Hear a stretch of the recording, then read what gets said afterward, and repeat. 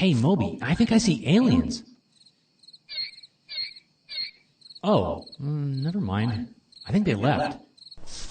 Dear Tim and Moby, can you tell me all about the solar system? From Sam. Well, the solar system is our home in the galaxy. It started out around 4.5 billion years ago. Back then, our solar system was just a cloud of gas and dust, probably left over from the explosion of a star. Over millions of years, gravity drew a lot of this stuff together into clumps. The biggest was in the center, and everything else began to spin around it. Immense gravitational pressure built up at the core of this gigantic clump. Atoms began fusing together in a nuclear reaction that continues to this day. It became the sun, and its energy pushed away any nearby gas. That's why the inner planets formed mostly out of rocky material. Earth is one of these terrestrial planets. The outer planets were once rocky too, but their gravity captured the gas pushed away by the sun. They formed the gas giants, like Jupiter. The sun is not all that big compared to other stars. But for us, it's the most important one around. The 8 planets in our solar system are satellites of the sun. That means they travel around it in an orbit. The 4 inner planets are much smaller than the 4 outer ones. Mercury is closest to the sun, and it kind of looks like our moon. It spins really slowly, just 1.5 times for every trip around the sun. That's why one side gets so hot, and the other gets so cold. No, you couldn't go there. You'd probably melt or freeze. Venus is sometimes called Earth's sister planet because of the similar size. Its atmosphere is filled with carbon dioxide, a greenhouse gas. That means it traps the sun's heat. The surface of Venus can get close to 1,000 degrees Fahrenheit. Yeah, you'd definitely melt on Venus. The third from the sun is Earth, where we live. It's got perfect conditions for plants and animals, not too hot and not too cold. That means lots of liquid water, which all life depends on. Mars is called the red planet because of its reddish surface. That's caused by the high iron content in Martian rocks. Mars has 2 moons, Phobos and Deimos. It also has the tallest mountain in the solar system, Olympus Mons. It's nearly 3 times the height of Mount Everest. Although it's cold and dry now, scientists think Mars was once much more like Earth. It likely had oceans and rivers, and its atmosphere contained more heat-trapping gases.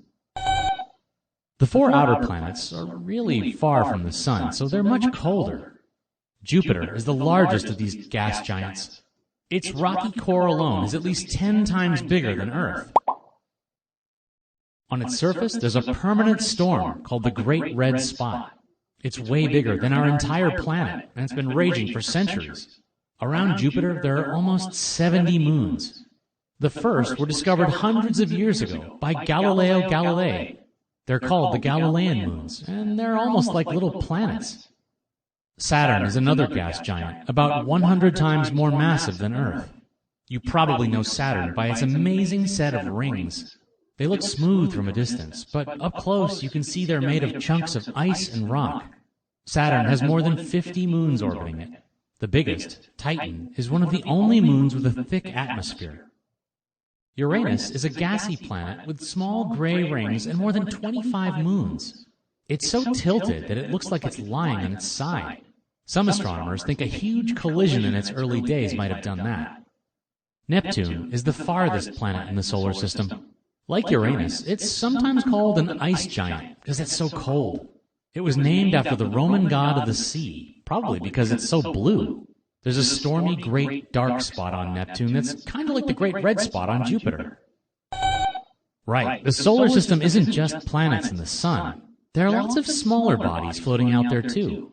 Asteroids are pieces of rock, centimeters to hundreds of kilometers wide.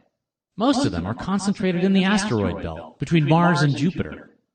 Then there's poor old Pluto, a cold, rocky body even smaller than our own moon. It was considered a main planet until 2006 when it got demoted to a dwarf planet. Pluto has an odd orbit that sometimes brings it closer to the sun than Neptune. It also has at least 5 moons. By the way, Pluto isn't the only dwarf planet. Others include the asteroid Ceres and an object named Eris, which is almost as large as Pluto. comets are totally different than asteroids. They're clumps of ice and dust that each have a unique orbit around the sun. When it gets close to the sun, the dust and ice form long, wispy tails that you can sometimes see from Earth. Scientists think that comets come from far regions of the solar system called the Kuiper Belt and Oort cloud. I know, it's quite a variety of stuff in the solar system, right? What's your favorite thing out there?